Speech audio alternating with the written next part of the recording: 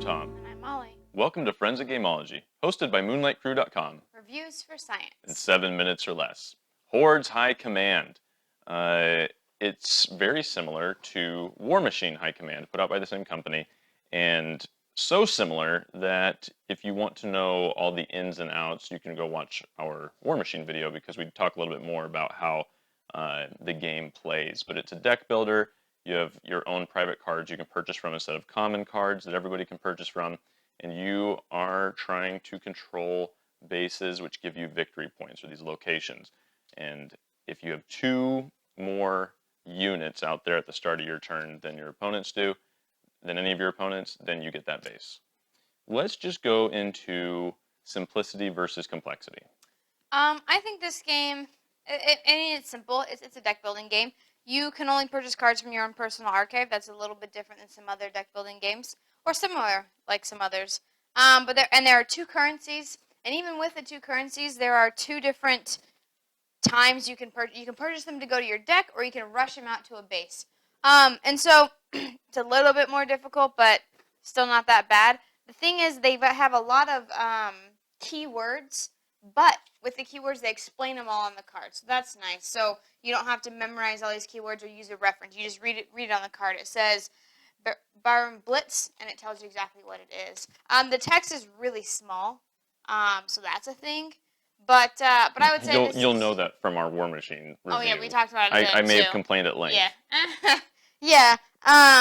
So other than that, I think it's your simple deck building game. So if you're familiar with deck building games, it's just a deck building game with a little added. You're trying to fight. So this is a little bit more complicated than other deck builders in that there's area control.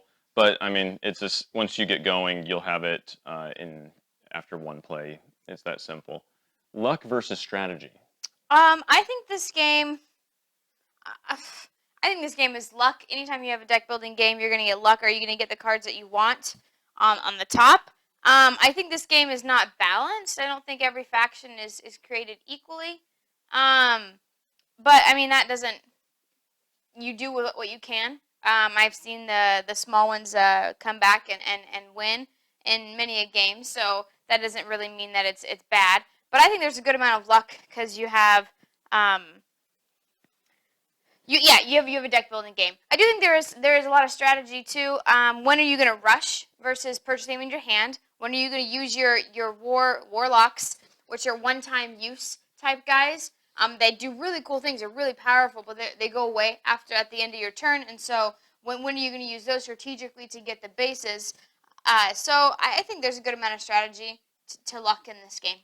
To help mitigate the luck, they've introduced the mechanic that you can discard a card from your hand to replace. You just take one of these cards that you can purchase, put it underneath your deck, and then you pull another one from the top. And so if you don't have what you want now, you can try to get it. And actually, I've used that quite a bit. In my first game, I didn't understand the importance or the power of that strategy. But as I continued playing, it became very apparent that there are some cards that are better than others, and you can dig and get those cards if you want to, which is great to mitigate the luck. There's a lot of strategy here in how you play your cards, and if you try to buy up a lot of victory points versus just trying to just hone in on those bases as hard as you can. What's cool is that they have, if you win a base, the cards that won go out of the game. They still count for their victory points, but they're out, and so now you have to strategize around that. Very good cards can now they just disappear from your deck.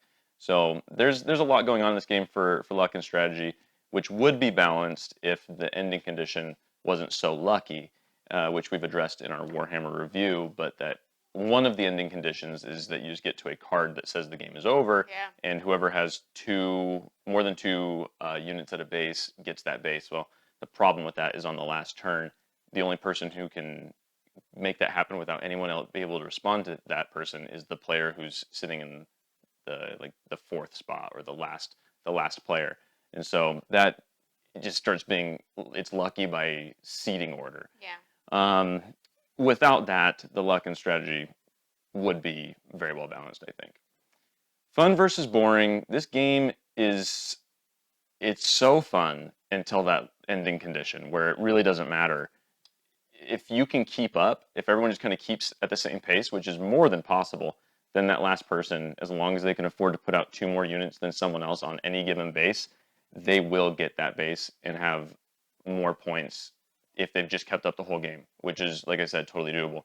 So while this is a really fun game and I think has such a cool theme, and I really like all the keywords, and the keywords just give you a more thematic a more thematic feel. We have bounding, tracker, camouflage, and then you have the stuff it actually does for the game text purposes. But like it's just cool, and it bums me out that such a cool concept and such uh, potential in this game was just wasted by a really huge flaw, in my opinion.